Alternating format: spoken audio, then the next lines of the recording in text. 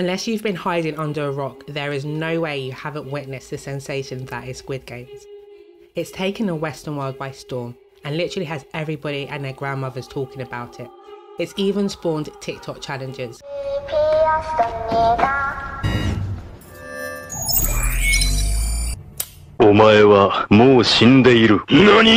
Surpassing Bridgerton as Netflix's most streamed show ever, reaching #1 in 90 countries. But this is not surprising. All things South Korean has steadily been growing in popularity over the years. From K-pop, K-beauty, K-film and K-drama, the K-wave is sweeping the globe. And it's quietly becoming Hollywood's biggest competitor. But what makes it so prevalent? Hello, my name is opinionated Olivia. Join me as I take a closer look at the K-wave tsunami and how it's conquering the world. Sit back and relax while I get into it.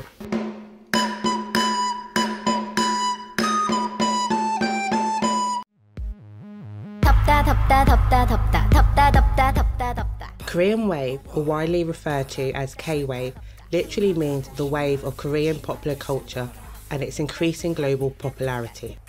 But this didn't happen by chance. K-wave is backed by the South Korean government, who financially support their creative industries. In 2014, the government allocated 1% of its annual budget to cultural industries and raised $1 billion in funds to nurture popular culture. South Korea is one of the only countries in the world that has a dedicated goal to become a world's leading exporter of popular culture. This is their way of developing soft power, a term coined in the 90s by an American political scientist, Joseph Nye. It simply refers to a country wielding power through cultural influence and image rather than hard force, whereas hard force refers to military or economic power. An example of soft power is how the US enticed the world to buy Marlboro cigarettes, Coca-Cola or Apple products by leveraging desirable images through film and television. The K-wave first spread through China and Japan and later Southeastern Asia before reaching Western countries. In 2000, a 50-year ban on the exchange of popular culture between Japan and Korea was partly lifted. From here on, there was no stopping the K-wave. It was one of the biggest cultural phenomena across Asia. And of course, this brings in big bucks. In 2004, the K-wave contributed to 0.2% of South Korea's BDP. That's an astonishing $1.87 billion. We live in the age of the internet and social media, which has undoubtedly helped the success of the Korean wave. I cannot even express to you how big the K-wave is. There's even been 26 Korean words added to the Oxford English Dictionary. We are fascinated by their fashion, culture, style and beauty trends, which leads me nicely on to the next point.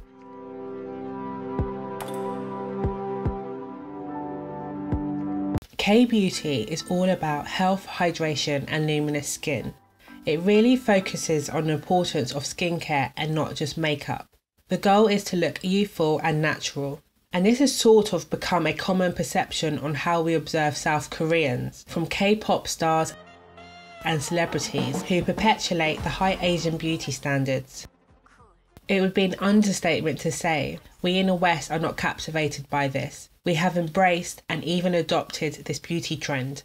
It was reported that 13% of US girls aged between 10 to 17 have expressed their interest in trying K-beauty, while 18% of 18 to 22-year-olds have already used these products. Net-a-Porter even reported a 2% increase in its Korean beauty category since launching Korean Collective in 2019. K-beauty is well and truly a global business and is valued over $13 billion. With the support of the South Korean government and over the last decade, no other country has had a greater impact on the way we think about beauty as a ritual. But what makes K-beauty more compelling is its inclusivity.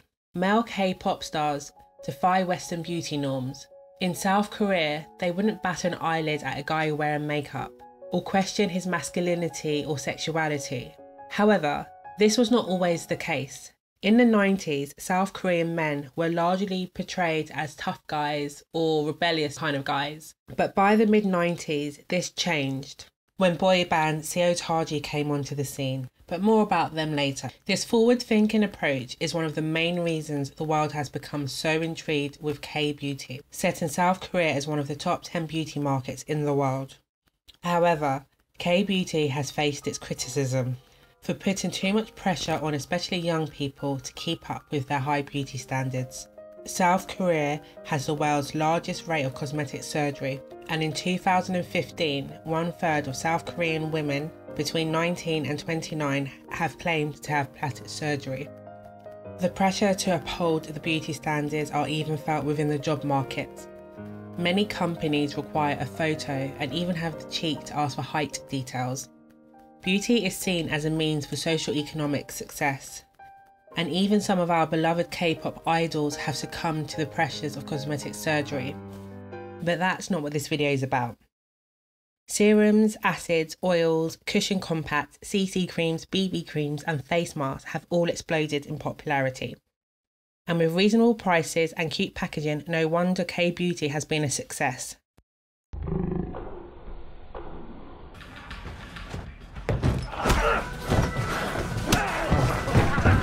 Korean film, and especially K-drama, have been popular in Asia for decades, and recently it's taken off on the western side of the world. What makes these shows so good are not only their amazing storylines, but they give us in the West a glimpse into South Korean culture, lifestyle and entertainment. They're totally different to the cliche BS we see in Hollywood productions. It's like the same old. How many remakes do we need? Seriously guys, come on, let's have some originality. K-film and drama is now shining a light on many South Korean actors. The Squid Game gang literally saw instant success. Ho Young-chung went from a modest 410k Instagram followers to 23.4 million. She's reported to be the fastest growing Instagram account from September to October 2021, beating the likes of Ronaldo and Messi. If you can get past the subtitles, there's so much enjoyment to be had. As Parasite director Bong Joon-ho said, "Once you overcome the 1-inch barrier of subtitles, you will be introduced to so many more amazing films." And Netflix is not missing a trick. It's reported that they have invested 500 million to produce Korean content, so maybe that means another season of Squid Games. Right, let me take you on a whistle-stop tour of the beginning of K-drama. Stick with me, I'll make it as brief as possible. Back in 1961, the first Korean television film was released, a short 15-minute show called The Gate of Heaven. A year later, the first TV series was aired. The 80s saw colour television become available. A 1987 TV show, Love and Ambition, was a major milestone for South Korean television, with an incredible viewership of 78%. By the 2000s, K-drama was popping and foreign distribution was in full swing. 2003's Jewels in the Palace became a first global hit. It told the story of an orphan girl who worked hard to learn the secrets of Korean cooking and medicine. This connected with worldwide audiences. What made K-drama different to Hollywood was the fact it didn't include violence and sex. This helped to drive its popularity through Middle Eastern countries. By the 2010s, K-drama became widely fashionable on streaming services. Drama Fever made it legal for foreign viewers to watch Korean content with English subtitles. 2018, and Drama Fever was acquired by Warner Bros. And they completely shut down its services, making space for Netflix to start investing like crazy into K-drama. They released their first Korean Netflix original, Kingdom, in 2019. South Koreans lived decades under censorship and military rule. I go into more detail about this in a K-pop section. But once this came to an end, countless young South Koreans travelled abroad and brought back what they had learned overseas, aiding in a cultural revival and completely influencing the face of K-pop and drama.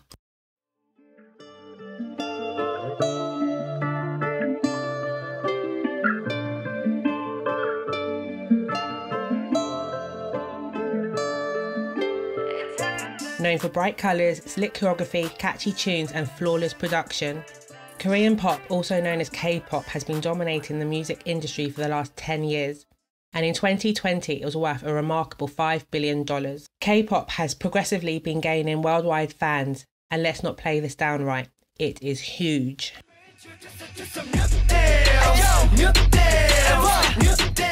Wonder Girls were the first K-pop group to crack the US Billboard charts in 2009 with their retro pop crossover, Nobody. The song was released in 4 different languages: Korean, Mandarin, Japanese and English. There's no denying that these K-pop idols are not super hardworking. They are groomed to be perhaps South Korea's ultimate exports, spending years in intensive training, learning to sing and dance to perfection, and in some cases undergoing cosmetic surgery. All this hard work, and there's still a chance they may never make their debuts as K-pop idols. We need to take a quick trip back in time to better understand K-pop. South Korea has had a bit of a bumpy ride. From 1910 to 1945, Korea was colonised by Japan. And in 1950, South declared its independence from North, sparking the Korean War that ended in 1953, giving us the 2 countries, South Korea and North Korea. In 1961, a military coup put General Park in power. He restored some political freedoms before being assassinated in 1979, making room for President Choi to take over. 1980, students demonstrate and martial law is declared, killing at least 200 people. Then finally, the constitution changes, allowing for elections to decide the president in 1986. Right, are you still with me? We're in the 80s now. The democratic reformation meant an easing on censorship. Before this, there were only 2 broadcast networks who controlled what South Koreans were listening to, and independent music production didn't really exist. While the Western world were grooving to rock, hip-hop and pop, South Koreans were vibing to Japanese-infused frot, basically slow ballads. Western music was deemed too controversial, resulting in it being banned. And by the late 80s, South Korea's economy was booming. There was hardly any unemployment, they held an Olympics, and Western culture started to seep through. Okay, we're almost back. We're in the 90s. Television was the most popular form of media across South Korean households, and talent shows raked in enormous viewerships, introducing audiences to music groups. But it wasn't until 1992 that we had our first taste of K-pop, when Teo Tanji and boys came onto the scene. Teo Tanji was revolutionary. He challenged the status quo. Before being part of Teo Tanji and boys, he was a member of a heavy metal rock band. Once they split, Teo Tanji turned to hip-hop and recruited 2 South Korean dancers. In 1992, the boy band performed on a TV talent show, and this should have been a devastating night for them. They received the lowest scores out of all of the performers, but this performance shaped K-pop forever.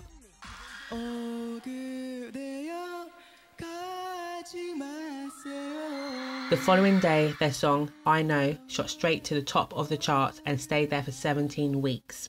The audience loved their modern American-style pop fused with South Korean culture. Teo Tanji and boys reflected the shift in South Korean attitudes, especially amongst the youth. They sang about social pressures, education, drugs and the environment. They were ahead of their time for fashion, lyrics and music style. But by the mid-90s, they suddenly disbanded, telling fans, "We've shown you everything we can try." And they weren't wrong. They paved the way for K-pop. But not only that, corporations saw it as a huge money-making scheme.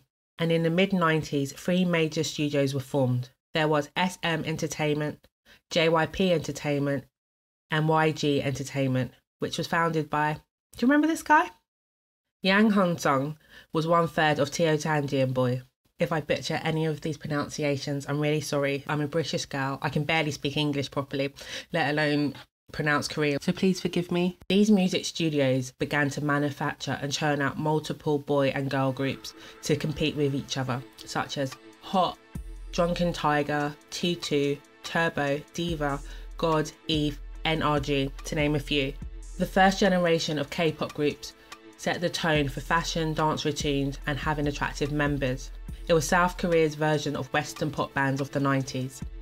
As the world welcomed a new millennium, K-pop was evolving too. There was a brief period in time for K-pop Generation 1.5, and SM Entertainment's bio is recognised as one of the most successful and influential entertainers. Debuting in 2000, Boyo released 20 albums, 10 in Korean, 9 in Japanese and 1 in English. She is hailed the queen of K-pop.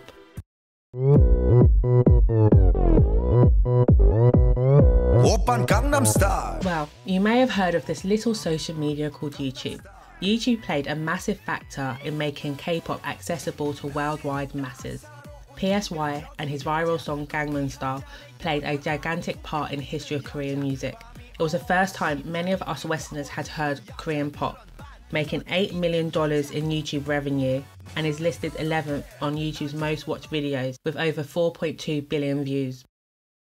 And in more recent times, BTS, one of South Korea's most famous boy bands, found what seemed like overnight success when they released their 2019 single, Boy With Love.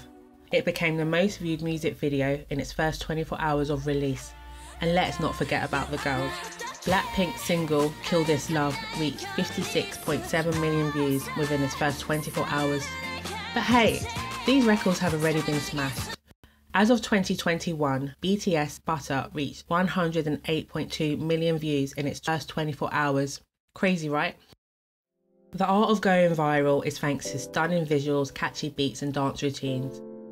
Audiences from across the globe have been captivated by K-pop. Unfortunately, there is one thing that is universal. The music industry across the globe is known to have a dark side, and there has been no escaping this for K-pop. Some K-pop studios have been accused of neglecting and even abusing their trainees, putting them into financial debt, an act that should be part of the Me Too movement. But that's probably a topic for a different video. Fans and stans are so loyal to K-pop groups, and let's be honest, they are a marketing dream. People buy anything that K-pop groups touch. The BTS army spend on average $1,422. Twice's Once's spent $824, and Blackpink's Blinks spend $665. K-pop groups have the Midas touch, and companies want a piece of the pie. Blackpink's Lisa is making a lot of money from endorsements. She's the global ambassador for MAC and Celine. And BTS are raking it in through brand deals such as McDonald's, Puma and SK Telecom. The BTS impact on the world is colossal. Not just their music, fashion and cultural impact, but they have affected the South Korean economy. In 2019, the group's earnings from ticket sales, music downloads and merch amounted to $4.6 billion. That is a 0.3% contribution to South Korea's GDP. You see, don't underestimate soft power.